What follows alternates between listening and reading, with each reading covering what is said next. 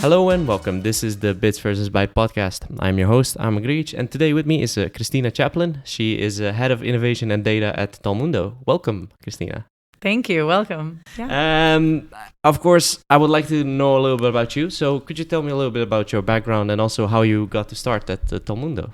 Yeah, sure. So my background is very much seated in HR, but not as an HR practitioner.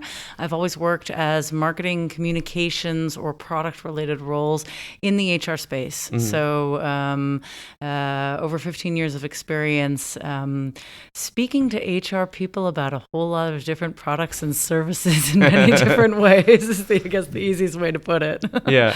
And you started at Talmundo as kind of head of marketing. Mm-hmm. What spoke to you about Talmundo in particular? Well, Talmundo was very interesting. I had been working previously on more recruitment-related things, and then I moved into more of a learning and development space.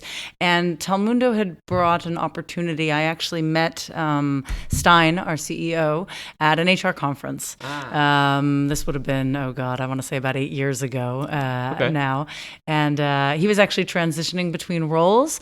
We had a great conversation. We had a great click while we were there. And he and I kept in touch. He would check in with me on LinkedIn every year or so saying, hey, what are you doing? What's going on? How's life? And it so just happened sometimes stars just align. And one of the times that he checked in, I was really thinking about what sort of my next step was in my career and looking for a new project. And so he said, hey, well, I've just put together this new company. It was actually originally Talmundo was focused more on e-learning and games, specifically e-learning type games in the HR space. And he was really looking for someone to come on and help him build a brand and build a brand strategy and really give some direction to, what was Talmundo going to be. So that was back in 2014. We had some great conversations, and it seemed like we had a similar idea as to some impacts and some things missing in the HR space. Okay. Even though it wasn't 100% clear, actually, that onboarding was going to be where Talmundo ended up. Yeah. But he had some great ideas. So you had the pivot, right? So you had the pivot from that kind of, as you called it, that kind of e-learning thing to onboarding. Where did that pivot came from? Well, Talmundo at the time had a few different products that we were working with. I said we had some e-learning games. We also had a couple of other applications for different HR processes. But it became very clear in around 2014 that onboarding as an HR process was a very overlooked part of HR. HR had spent a lot of time building up the recruitment side. So things like employer brand, ATS softwares, all of that sort of recruitment process was getting a lot of attention. Yep. But then you were also seeing a lot of software players in performance management and LMS, so all of the learning and development side. So there was quite a lot of HR where software already existed. There were big players, smaller players, pretty busy. But interestingly enough, you have this one HR process in between recruitment and when someone is considered, a fully productive onboarded employee, this onboarding process. And interestingly enough, while there were some of those big software players in the core HR area had, let's say, modules or add-ons that played lip service a little bit to the fact that this is a process that existed, it wasn't something that was seen as strategic as part of the employee life cycle. And so it was very clear there could be a lot done in that space, and it wasn't really getting attention that it deserved, but it was a very, very important part of the employee life cycle because it has a big impact on employees. Yeah, and it makes sense when I look at it. So if you're doing multiple stuff, it's good to see like, okay, this is maybe the area that we should focus on and just pick that one and just go for it for full 100%, right? Exactly. And that's the thing. So if you need to describe to someone what Talmundo does, can you describe that for the listeners? Sure. So Talmundo is a SaaS company. We have software specifically for, as I said, onboarding employees to an organization. The idea is to come from a more culture-driven perspective. So the existing software at the time was very much focused on task completion, compliance. Do these people have their tax forms filled out? Do they have contract signed? Are there NDAs?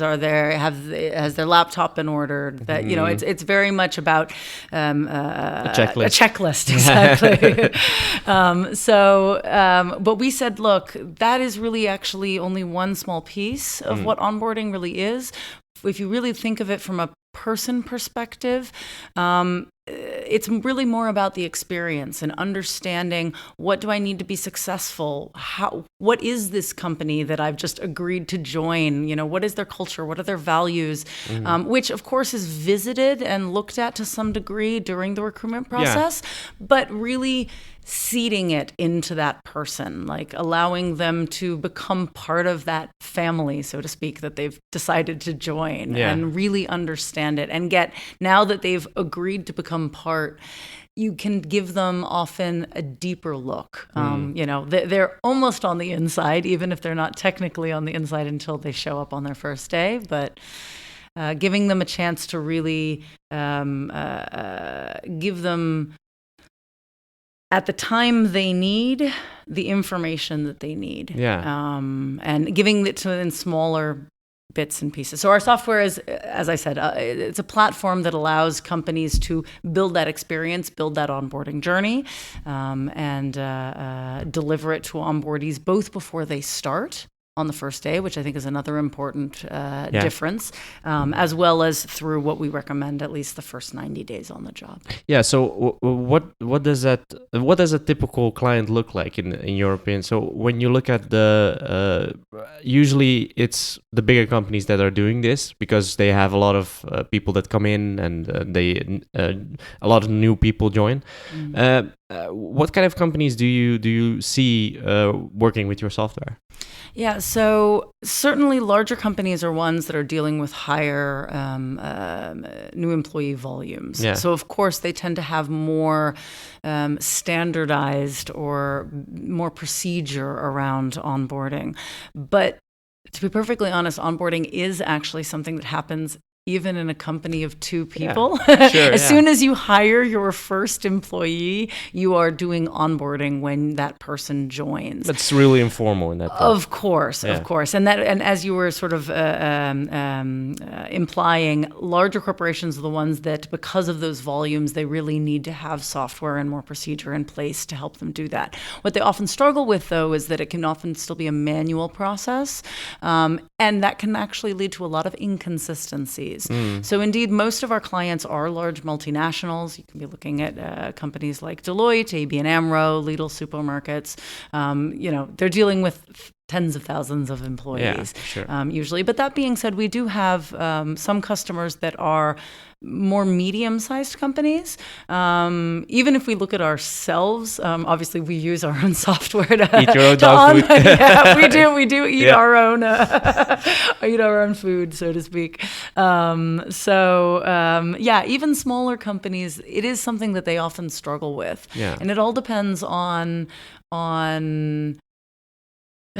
sort of what the different structures internally for the organization are. Is there, everyone, regardless of how big it is, will hit a point at maybe, I don't know, 25, 30 employees even, where you struggle with who owns this, who needs to be doing what, and even before that, to be perfectly honest. But it doesn't really become economically or let's say financially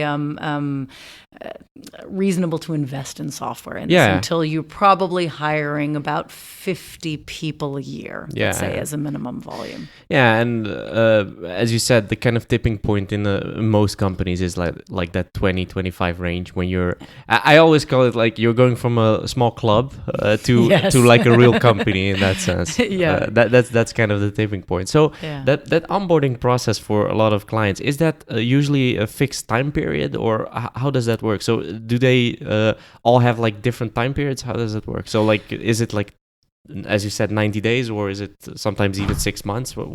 Does that differ a lot? There are differences. I mean, certainly we can say, after having done this for 5 years now, and with over 100 large organizations, that there are definitely some best practices. There are things that we would recommend, but it does depend on every specific organization, and that is very much the reason why our platform, when I say it's almost more of a delivery platform that helps you build a consistent journey, but allows you the flexibility to build it around what your organization needs. Because we recognize that, in some cases, you might have other systems and other things in place where the usage of our software might drop off faster, because you have other things really, other tools put in place that helps them along their journey once they've joined. But generally speaking, once someone signs their contract, so once they've accepted the job, you really need to get them into something else. Because actually the biggest gap that we find with organizations was between when someone accepted a job offer and when they actually started. So what's often referred to as a pre-boarding period. Yeah, you don't hear anything from a company usually. And that's usually the problem, is that someone is, if you think about your job candidate has gone through this recruitment process. They've had probably a very active communication with your organization. And then they say, yes, let's do this. Let's work together. And then all of a sudden, boof. Yeah, it's total radio silence. Yeah. Exactly. Yeah. And that can be depending on how long it is, because we definitely see there's some organizations where that might be months. It depends on whether there can be different reasons for that. It can be more senior hires that have notice periods that are 2, 3, I don't know, maybe even 6 months if you get up high enough in. Usually it's like 2 months at least when it's a longer. But you also see it in lower, sort of lower job positions. So recent college graduates, they're often, big employers will go out and do university job fairs and things like this, and they might actually be recruiting people who are still in their studies and won't actually be joining for another 3, 4, 5, 6 months, depending. That's actually something that you see a lot in specific industries.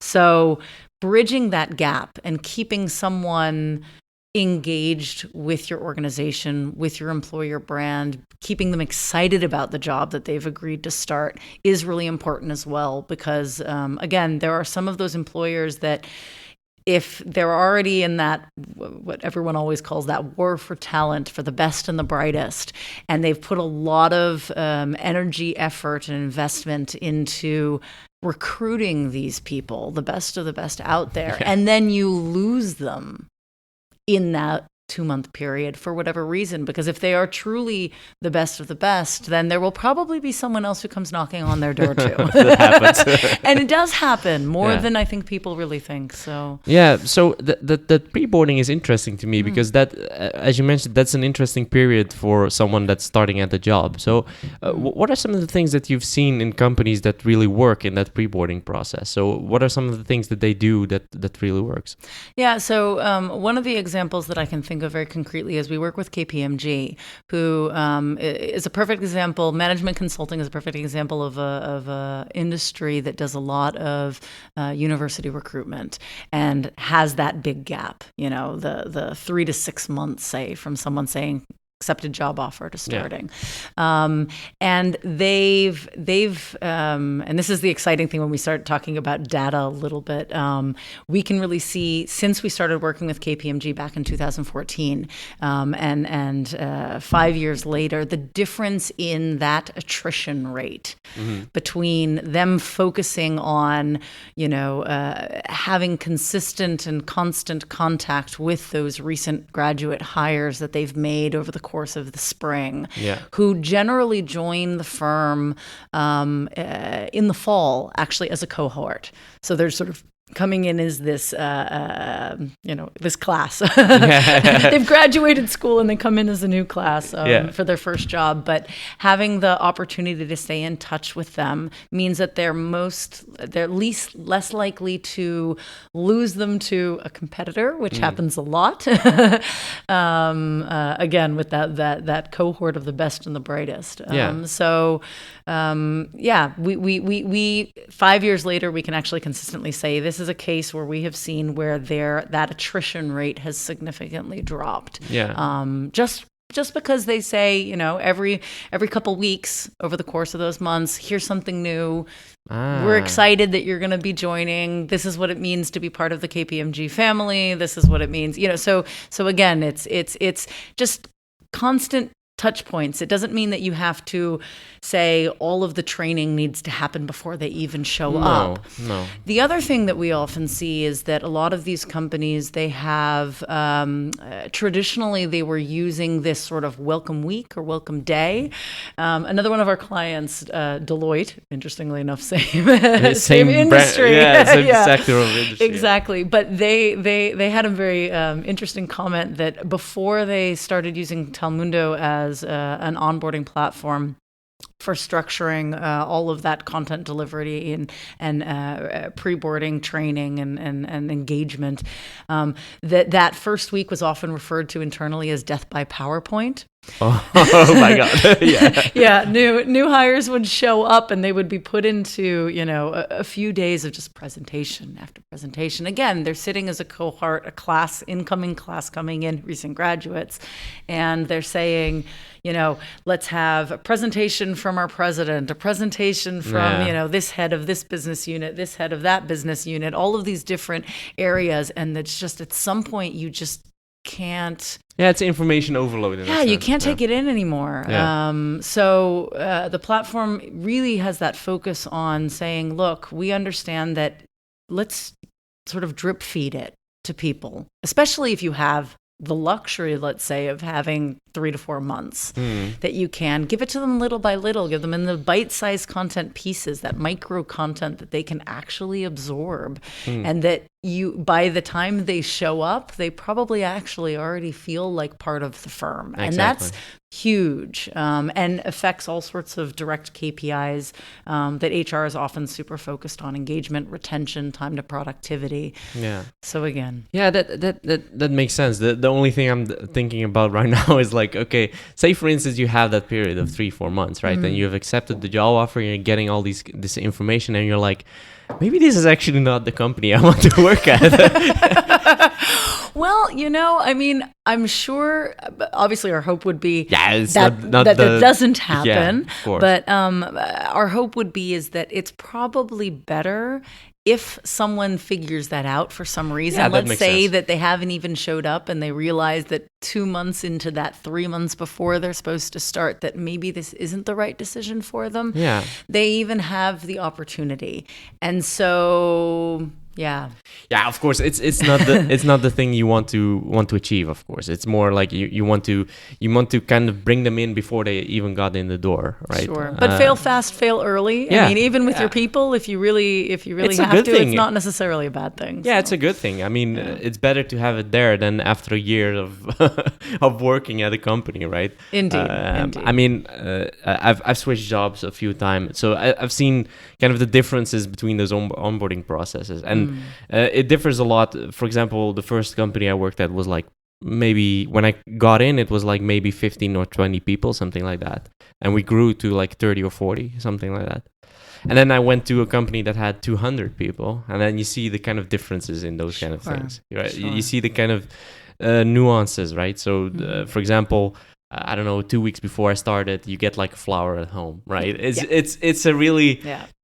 kind of cliche thing when you think about it, but it gives kind of a sense of welcoming in that sense. And I think a lot of people, they maybe certain people or certain company cultures might go, oh, that feels cliche, or that feels kind of corny. Like, I don't know, maybe we shouldn't do that. But, at the end of the day, like, you do have to remember that we're not a set of checklists. We're people. Sure. And fundamentally, all of your employees is a person that's coming to join. It's usually it's an exciting, but it's also a very nerve-wracking time for someone. There's a lot of insecurity that can go around transitioning into a new job. Certainly joining a new company, even if you're not joining a new company. I mean, that's even another area that we see some of our customers using it in that change management when someone's transitioning from one role to another. Oh, okay, yeah, that makes sense. Myself is sort of a perfect example of someone who might do that, where if you are making sort of maybe less so in vertical shifts, so promotions, when you're sort of staying within the same function, you're just moving up the corporate ladder, so to speak, that maybe that's not as much, but there you see more and more in the job market people starting to make lateral shifts, pivoting in something their careers, totally doing different. something completely different. And if they do work for an organization, a large organization that has the ability and the willingness to move them quite drastically between different kinds of roles, then there's quite a lot of change management that needs to go into that in order for them to be successful and to not get lost, because that is, when you take someone through that change, it is an opportunity to potentially lose them too, if that's not well managed. Yeah. So when you switch between those kind of positions, right? So when you're doing that kind of shift, as you call it, so do they also go through the same onboarding process that a new hire would, or is that specifically made for that kind of shift? Well, there's definitely going to be things that are the same, things that are more focused on the role, getting to know your new team, especially if it's not a team that you had a whole lot of contact with previously.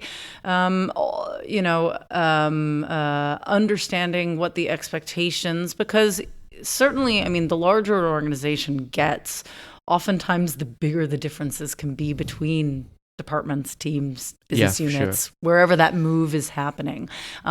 What you probably don't need to spend as much time focusing on, though, is the company. Larger company stuff. What is our mission? What is our vision? What are our values?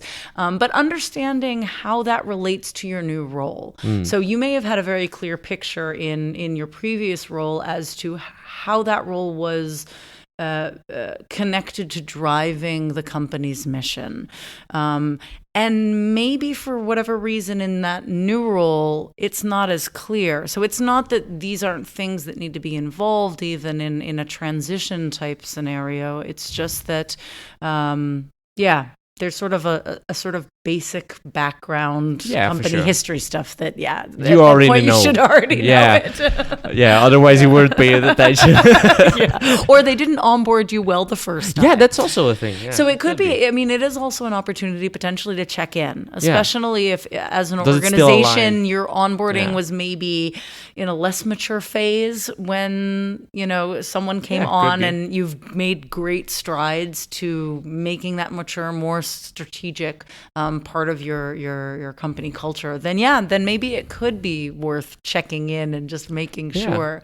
I could see that happening when you are, for example, working at when you're starting at a company that has like a kind of hyper growth, as you can call it, right? Where you go from like 5 employees to 100 in like a year or 2 years, right? There it's like totally different, right? Because when you're with 5, you know everyone. Exactly. If you're with 100, it's a little bit harder to keep in mind everyone that's working there. Yeah. So when you look at the kind of onboarding process, so onboarding process can be different between roles, right? So say, for instance, I am a manager, or I want to start as a manager, and someone else is starting as just an engineer or whatever. So how do you facilitate that in your product in that sense? So do you have like a different onboarding cycles, or how does that go? So again, part of that is allowing companies to build different journeys based on, let's say, different groups, different. So again, obviously a recent graduate hire is very different from a mid-senior or an executive hire, and the kind of information, the kind of experience that they need can vary a lot. So our product specifically allows you to build these different groups within your organization. That is obviously specific to every organization, but you have an ability to say, okay, this is the information and the content and the experience that we would like to give to Group A, Group B, and Group C, and you can build that out. Some of the things in the process may be shared by all, so there may be stuff that's sort of generic enough or shared by the whole company, but then it allows you to filter and say, this content is only for senior managers because it's related to, a benefits package that you have to be over salary grade, whatever, for it to be applicable, but also just things that it can be location based. So Europe is a great example. Multinationals are dealing with employment law that varies a lot from country to country. Yeah. So even if you want to just have information about, what are the benefits that as a company we offer and maternity or paternity leave, obviously how you answer that to a French employee is probably different to a German employee, to a UK employee, so it's different laws, different everything. Yeah. Exactly. So whether or not if your company has differences or just things that are very practical, the information of helping the employee know where they could park their car depends on what office location they work at. Or if they work in something like retail, which store location, is there even parking available? Those kinds of things. So we have a filter system that allows all of that to get individualized into specific groups. Yeah, because in a different country, the communication can be different as well. Yeah. In that sense, where you have a different message to new employees in maybe, I don't know if in Spain or in the Netherlands, I think it's a little bit different. It's not a huge change, but so what's interesting to me, or at least what I was thinking about, is that say for instance, when I look at our own company, if I'm going to hire someone, I know what they're about to do, right? So the role and stuff like that, but actually defining that onboarding process and what kind of steps they need to take, I would be lost for words, to be honest, in most cases, because I would be like, okay, what does someone actually go through in steps while the onboarding process is going on? So is that something that you kind of help those companies with as well, where you say, okay, these are kind of the steps that we see at different companies or whatever? How does that work? Yeah, we definitely help, because what companies usually have is they have some kind of, large companies will already have some kind of onboarding process, but maybe it's changes from location to location. Each manager does it differently. And we do find that there are certain things that it just makes common sense almost. And then when you look at data, you go, oh yeah, actually it backs it up. So common sense is actually right. Yeah. But it makes sense to ask an employee how their recruitment experience was when they have just finished the recruitment experience, and not ask them when they've been on the job for 2 months. Yeah, they don't know when. So there are certain things that, our platform has feedback mechanisms built into it. It has learning mechanisms built into it. It has content. It has interactive. We have a chat bot so that new employees can actually ask questions and get immediate feedback, which can be, one, because they're not sure who to ask, or two, oftentimes there's some questions that people actually feel uncomfortable about asking another human about. Yeah. They feel like maybe the person that they ask the question will get the wrong impression about them. Yeah, like they're... when do I get paid? Yeah. That's like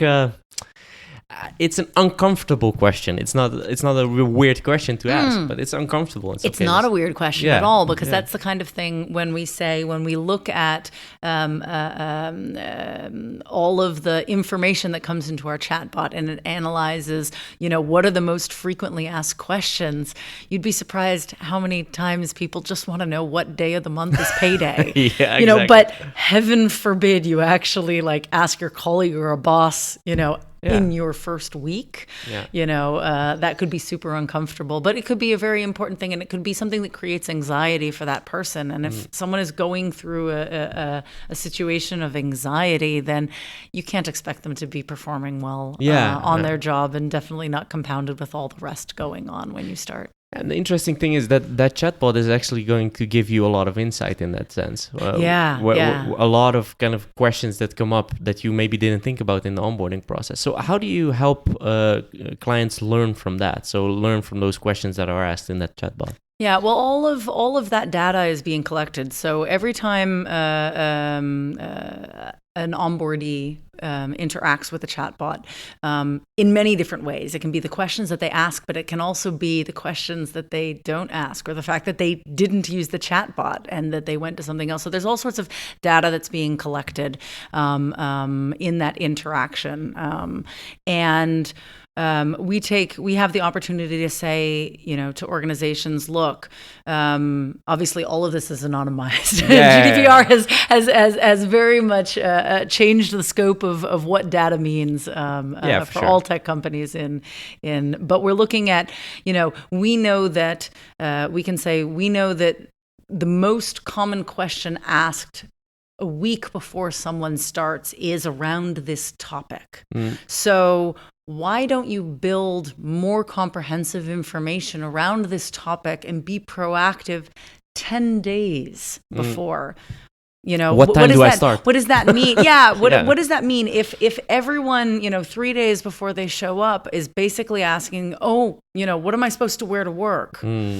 Then why don't a week before you actually, so that you allow yourself as an organization to almost predict, at least the experience for that new hire is that, they've got me covered. They've got my back. They care about me. They know already before I ask the question what I need.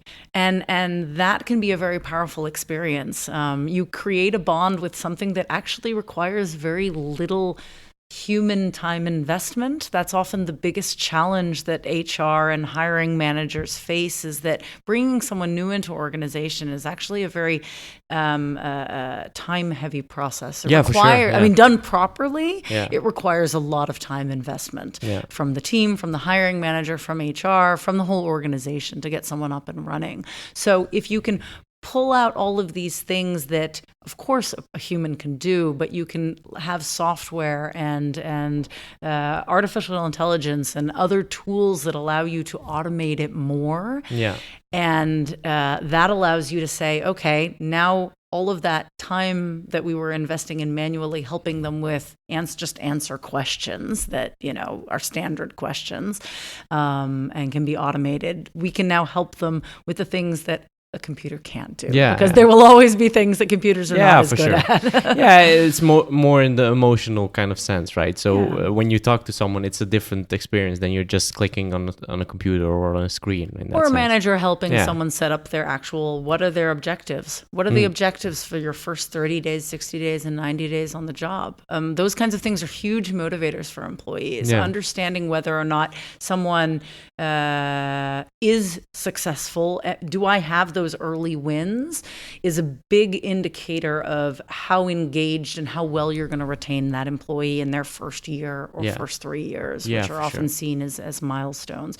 But it also helps the organization bring that person up to productive faster, which fundamentally, in the end of the day, if we want to look at the numbers that are underneath all of this, is a big financial impact potentially for an organization. So what I was thinking about, when you, for example, I think leaders are very important in all kinds of organizations, right? So what kind of role do they play in this kind of onboarding process as well? Because if you're letting it say for instance you go through that onboarding process through Talmundo, what's kind of the role for a manager there? So a leader in a company, how do they have to support this process?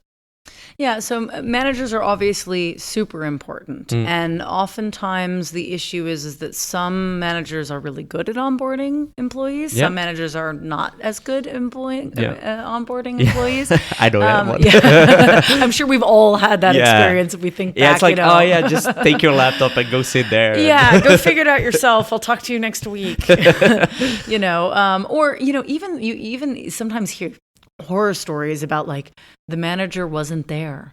You show up for your first day at work and actually your manager's not there and killing. No one in your team even knew you were going to show up that day. That's hard. And then you're left, those obviously that's taking it to an extreme, but it happens. It happens more than you think. Of course it does. But the idea is that our software allows HR as a function to give managers better tools so they have more structure around it. They understand what's expected of them, because you can not just provide information to that new hire that you've made, but that manager is also going to get a ping saying you've got a new hire starting in a week. Here are a bunch of things that you should probably be thinking about or doing if you haven't already. So it's just an opportunity to make sure that experience is as consistent as possible across an organization so that you don't end up losing talent because of a bad manager, which is like it's a first impression. 90% of the reason or something. I can't remember what the exact. A lot of people quit their job because of their leader in that sense. Oh, most people do. People leave organizations because of people. Yeah, usually. Yeah, that's interesting because that's the thing where software can help you a bit, but also where the people skills shouldn't be underrated in that sense, because when you're I know from experience from moving through that kind of process to become a team leader or whatever you want to call it. Sometimes I also still have the feeling like, okay, it's a little bit, I know what someone needs to do, right? I really know what they need to do, but I'm still in the kind of process of like, okay, how do I get them to that point where I want to have them, where they can actually start, right? Where they can actually bring the contribution that I hired them for in that sense. Yeah. So what's also interesting to me is that you went from the kind of head of marketing to head of innovation and data. How was that transition like for you? Yeah, so it might seem like a surprising jump to a lot of people. I've fundamentally moved from being a marketing professional to moving into our product and engineering team. So I think that's important to understand, is that innovation and data at Talmundo sits in under product and engineering. Makes sense, There's a couple of reasons why, certainly to me, it made sense. I'm very lucky. It's almost 5 years now with Talmundo, and I'm very lucky to sort of grown up. I think I was employee number 9. Oh, okay. So very early hire.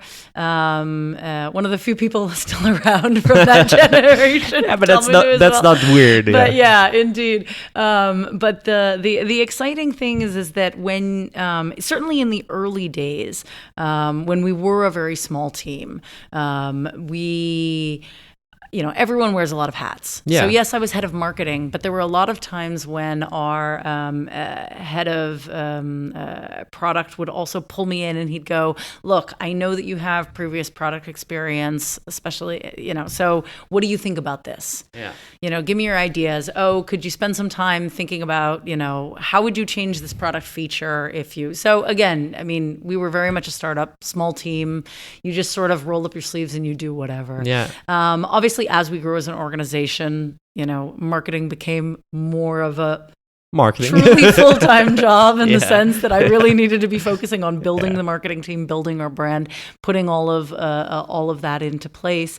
But after having done that for 3.5, 4 years, that was in a good place. Talmundo, we really, I'm very proud to say that I think we achieved building a very solid brand. It's something that I think is reflected in the client list that we have. The fact that a startup with onboarding software in 2014 was able to knock on KPMG, Deloitte, all of these big names, really big their names, doors, BNP Paribas, banks, management consulting, supermarkets, big retail chains, airlines, all of these kinds of things. And they would say, you know what, we really like what you're doing. We want to be part of this journey with you. And they gave us that trust. And the fact that we were able to build on that and build a brand on that was really exciting. But I had gotten to the point where I really felt like, I'm not saying that the job was done. I could just take off the hat and say thank you very much. It's never done. But that it was in a really good place. And that there was a lot that I had learned in building that customer journey, building that was very directly relatable to the employee journey. And fundamentally what our product, since it is very experience driven, is about building that journey for new employees with their new employer, helping that happen in a more effective and more meaningful way. So I said, hey, we've decided as a strategic point last year that we were sitting on this treasure trove of data. We had been collecting onboarding data for about 5 years now, which is not something that really any other onboarding startup, because there's a lot of software startups that have started in this space over the last 2 or 3 years. But what's the big difference is that they don't have 5 years worth of historical data. That's a gold mine in that sense. And that's a big difference. So we said, you know what? We are now at a place where we have collected enough data. We need to do something with this. All of this is something that we can turn around and we can make them into actionable insights. There is data-proven best practices that we can pull out of this. But there was no one in the organization clearly who was going to own this. It didn't sort of fit in any of the existing roles. So to have the opportunity to turn around and say to my boss, say to Stein, our CEO, and say, you know what, I would like to have the opportunity to take this as a project. What does being a data-driven onboarding software company mean? What does that mean for our product? What does it mean for the way that we can better help our clients? And how does that translate either into new features or just things that we can bring them through our amazing customer success team? So there's a lot of relationship building, and we really do partner with these companies that happens as well. So certainly there are things that we can bring them while we continue to innovate with the product. And the data will tell us some of that. And it's also just having someone who's really a nexus of all of the stakeholders involved, whether they are customers, whether they are our own employees, whether they are what's out in the market, what our competitors are doing. I mean, all of it out there, and just having someone saying, I'm going to take a look at this. This is going to actually be what I own. And then how does this translate into Talmundo and our product and what we can offer our customers? So what are some of the learnings that you got from this kind of this huge pool of data that you had over the 5 years? So what are some of the interesting things that you've already seen in that period? That timing is very important. I think that one of the biggest things is that you see is that when the timing is off, it doesn't matter how good your content is, its impact will be severely diminished. So timing is critical. Understanding what people need when. So it's and also the other piece there is too much at once but that's something I think we all know. Even we're used to it. There's the information overload, but the data backs it up. That if you ask someone to do 10 things, they're more likely to do 0 because they just go, oh my God, that's so overwhelming. Than if on one day, then if every single day for 10 days you ask them to do one thing. Yeah, that makes sense. Maybe they don't do all 10, but you'll probably get 6 or 7 of them done. A few of them. You know, so we can see the data allows us to sort of see what is the best way to interact with people. And then the other thing is that there's the data that we collect passively that you can see from the behavior, the way that different, all of that aggregate sort of statistics. But then the product has direct data feedback built into it. When you ask someone for their opinion, when you give them a feedback survey, that's data too. Yeah, for sure. It's direct data, and there's the ability to look at that on an individual level. So if someone has something to say and it raises a red flag, this person seems to be a flight risk because of a way that they answered, they have an opportunity for HR or the hiring manager to potentially step in and say, hey, what's going on? Let's have a conversation. Somebody is not feeling well because of an answer. But then you also have the ability on that higher level to say, how is my organization doing and how is it doing over time? So you have the ability to say, if there was some major change on an organizational level and certain metrics that you're measuring in your onboarding process change significantly, for the better or for worse, is there a direct relation? Is there something that we can learn from that? And there are things that when you do it over and over and over again with more and more organizations, you say pretty consistently, yeah, this works. This works. And that's where we turn around and we say, okay, one thing is to say we have best practices because everyone kind of their gut feeling says that this is good. But another thing is to be able to say, yeah, but actually we have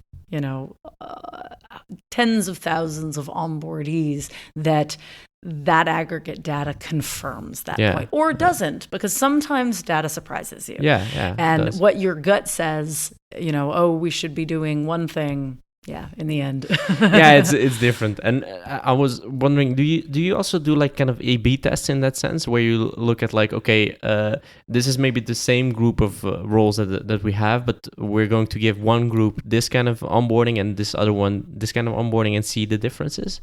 We have had, let's say, A/B testing. Some of our customers have put pilot programs through. So fundamentally, that's a form of A/B testing. Sure. It's not necessarily that they build the software differently in 2 different ways, but they will often say, look, we want to make sure that we can confirm the business case around this. So we're going to pilot the software and we're going to run it in locations 1, 2, and 3, but not in 4 and 5. And then let's see what some of those HR KPIs that we're looking at, how do they differ between those 2 cohorts?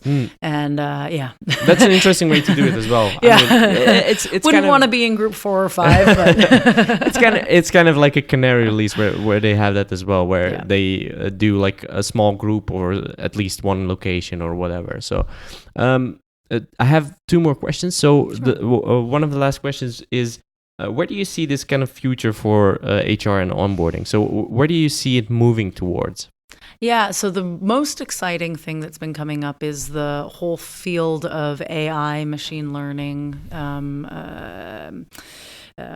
deep data, all of that kind of area, because that's where we've, as a company, our focus is really shifting towards looking at, not only can you have software help you with certain kinds of tasks, but how far can you take that automation?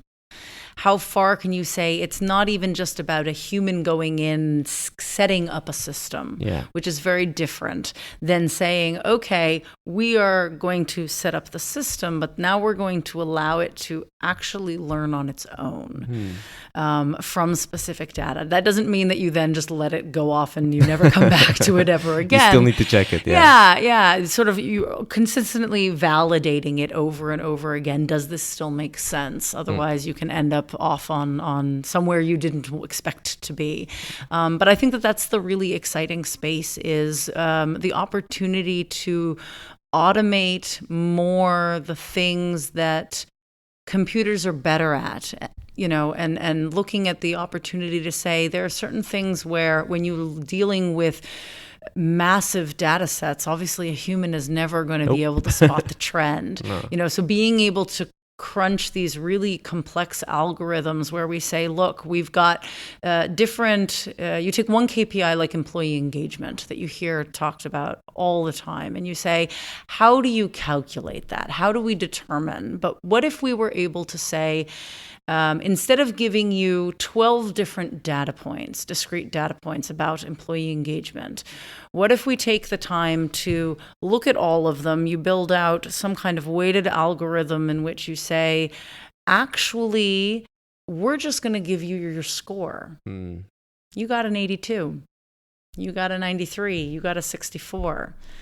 Because that's something that in a human context, everyone, anyone who's gone to school knows, on a 100-point scale, what any of those numbers mean, but that is often more meaningful to say, you got a score of 82, and here are some things that you can do to change that, to improve that.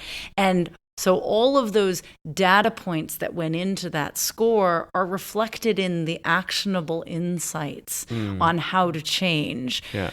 But at the end of the day, it's not a guessing game anymore, because the more data you can also turn around and you can say, look, we can see that consistently companies that do action X have on average 15% increase in this particular KPI. So that makes more sense to do than this other one that maybe only gives you a 1% increase.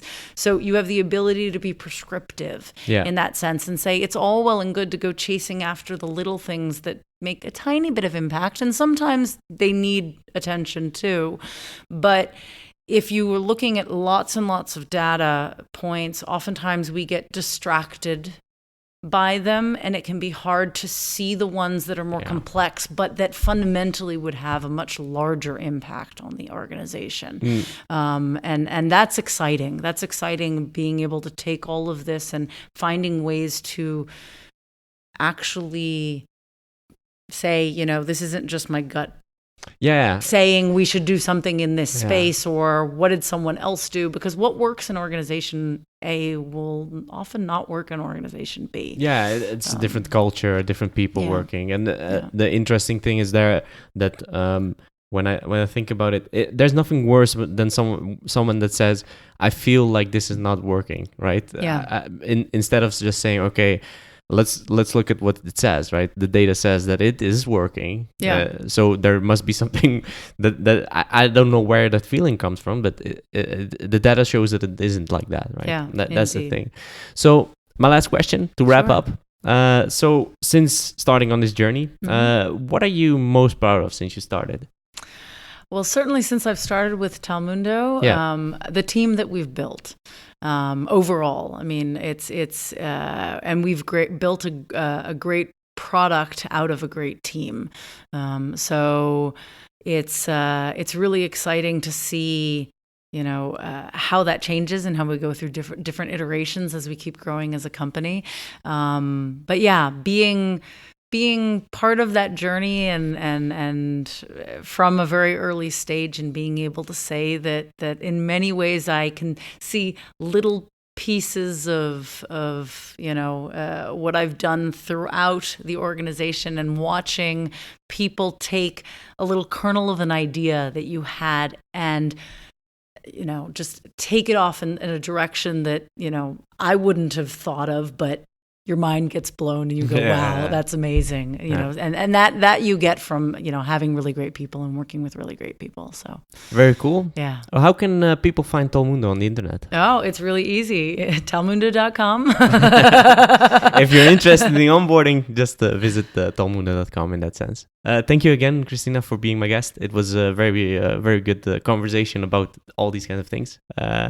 And of course, for the listeners, you can find the Bits vs. Bytes podcast on bitsvsbytes.com, and also on all major podcasting platforms and Twitter, Instagram, and LinkedIn. It's all Bits vs. Bytes.